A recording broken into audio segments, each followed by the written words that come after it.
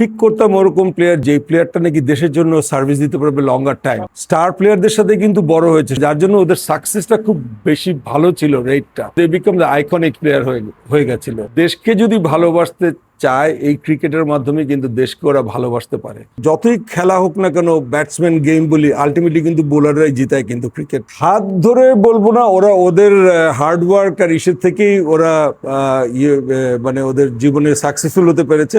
But the thing is, আমরা ছিলাম just কি বলবো, যে রাস্তা দিয়ে নিয়ে যাওয়ার, ঠিকই আছে, হাত ধরা সোজা কথা, রাস্তা দেখিয়ে দেওয়া আর কি। ওদেরকে 15 থেকে 17, 17 থেকে 19, 19 থেকে এ টিম, ন্যাশনাল টিমে ওইভাবে সুযোগ করে দেওয়া। যে আমরা আই হোপ আমরা যে 3 জন সিলেকশন করতাম, আমার মনে হয় যে আমরা ফেল করি নাই, বিকজ আমরা পিক করতাম ওরকম প্লেয়ার যে দেখতাম যে প্লেয়ারটা নাকি দেশের জন্য সার্ভিস দিতে পারবে লঙ্গার টাইম, যে যার পিছনে আপনি সময় সবকিছু ইনভেস্টমেন্ট যদি করেন, যে এই প্লেয়ারটা কতটুকু আপনাকে দিবে। So that was very important thing ছিল, যার জন্য আমরা 2007-এ কিন্তু দেখেন আমরা পুরো একটা ইয়াং টিম পাঠিয়েছি। ওইটা তাদের শুরু হলো যে 2007-এ যে আমরা ইন্ডিয়াকে হারালাম, সাউথ আফ্রিকাকে হারালাম এইভাবে। আর তাছাড়া ওরা যত ট্যুর করেছে, আমি বলবো যে আমার সাথে অনেক ট্যুর করেছে, যে ওরা কিন্তু বিভিন্ন দেশের স্টার প্লেয়ারদের সাথে কিন্তু বড় হয়েছে। সবাই কিন্তু চারিদিকে একসাথে বড় হওয়াতে ওদের কিন্তু আর কোনো কিছু ছিল না, যার জন্য ওদের সাকসেসটা খুব বেশি ভালো ছিল। রেটটা, যার জন্য they became the iconic player হয়ে গেছিল।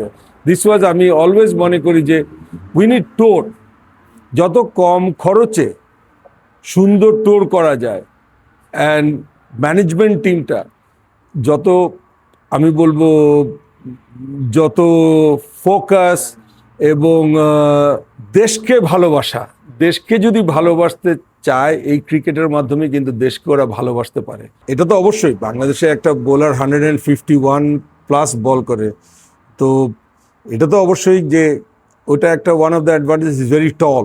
ওর যে স্পিড, যেটা নাকি দেখেন একটা ফাস্ট বোলার মেইনটেনেন্সটা কিন্তু সবচেয়ে বড় জিনিস।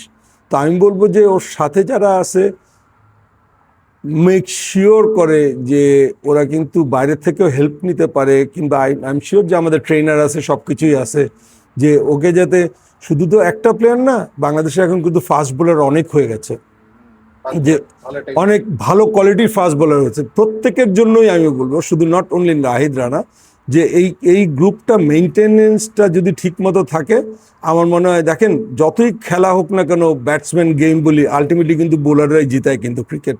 যত কিছুই আমরা বোলারদের রেস্ট্রিকশন করার পরেও কিন্তু আলটিমেট কিন্তু বোলাররাই জিতায়। সো আমার মনে হয় ওদেরকে প্রপার মেনটেন গাইডেন্স করাটা, কিন্তু ডিসিপ্লিন কীভাবে থাকতে হবে, ওদের হ্যাবিট, ফুড হ্যাবিটস এগুলো কিন্তু খেয়াল রাখা উচিত আমাদের, এবং ওদেরকে ওইভাবে মেন্টরিং করা উচিত অ্যাকচুয়ালি, যে মেক শিওর যে ওরাও যাতে বুঝতে পারেন। আমাদের মেইন দরকার, দেখেন এরকম ধরনের প্লেয়ার কিন্তু হঠাৎ করে যখন একটা প্লেয়ার আসছে, এটা কিন্তু সবসময় পাবেন না। 150, 51+ বোলার বোলিং করছে, আপনি কিন্তু সবসময় পাবেন না। যখন পেয়েছেন, আমাদের বেশিরভাগ বোলারই কিন্তু এখন 135+ বোলিং করে, রাইট, 135, 40 বোলিং করতেছে। তো এরকম হয় না, হুট করে এরকম আসে না, একটা ব্যাচ তৈরি হয়ে আসছে না।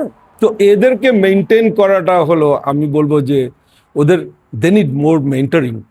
ওদেরকে ওদের লাইফস্টাইলটা ওদের জানা, যে আমি কিভাবে লম্বা সময়ে বাংলাদেশে সার্ভ করতে পারবো। দ্যাট ইজ ভেরি ইম্পর্টেন্ট আমাদের ক্রিকেটের জন্য, ফাস্ট বোলারদের জন্য।